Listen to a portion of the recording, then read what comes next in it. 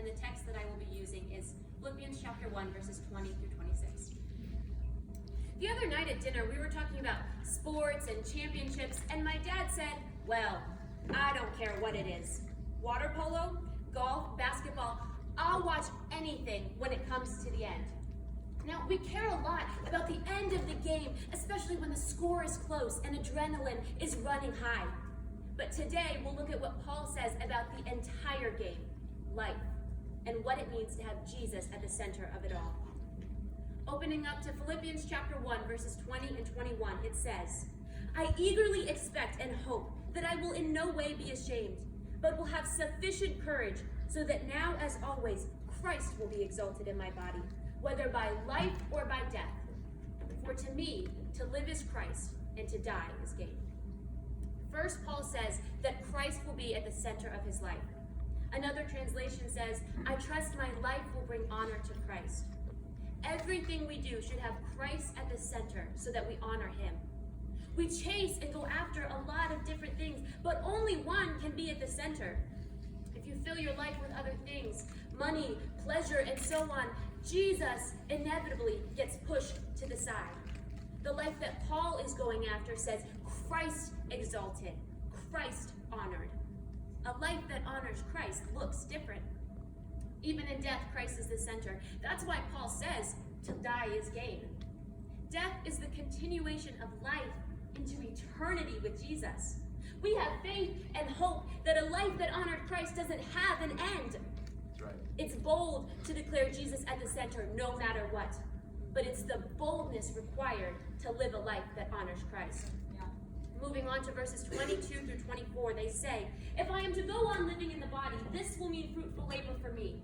Yet what shall I choose? I do not know. I am torn between the two. I desire to depart and be with Christ, which is better by far. But it is more necessary for you that I remain in the body. Paul is torn between living and dying. He has this deep longing to be with Jesus. When you live for Christ and know him, the natural response is to run to him. But this isn't a suicidal plea or a death wish. No, it's a pure desire to depart and reunite with Jesus. However, in living and remaining, it's time to be fruitful and spread the gospel. Following Jesus is not a ticket from salvation to eternity with Christ. It's not repeat the prayer and you're good. We're not watching the end of the game. We're players in it. Author and preacher Oswald Chambers termed it my utmost for his highest. That means I give everything so that Most High God is glorified through me. In verse 22, it's called fruitful labor. I labor for the kingdom of Christ to my utmost. If you hold the title Christ follower, you must be prepared to produce, work, and live your utmost for his highest. Verse 21, to live is Christ. Last month, my grandmother passed away from Parkinson's disease. The disease made it very hard for her to speak, and she wasn't even cognitively present, especially towards the end. But she served the Lord for her entire life. Just weeks before she died, a song started playing, and her voice joined, singing along, praising the Lord. In the midst of disease, Christ was at the center because she made it a point to put him there. Jesus wasn't her ticket to eternity. He was her life. She made him the center, lived for him, and in death, gained. Are you living for Jesus? Are you giving your everything?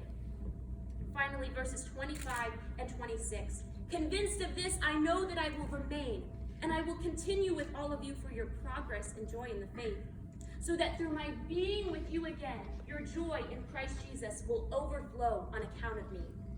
When Jesus is at the center of our life, he will overflow and pour out.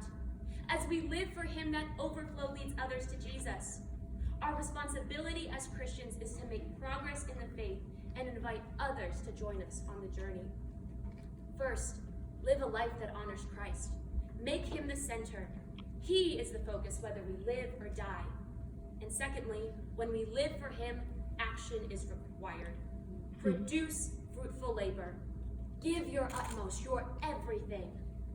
Life in Christ isn't about watching the end of the game. It's about making Christ the center and letting that impact everything.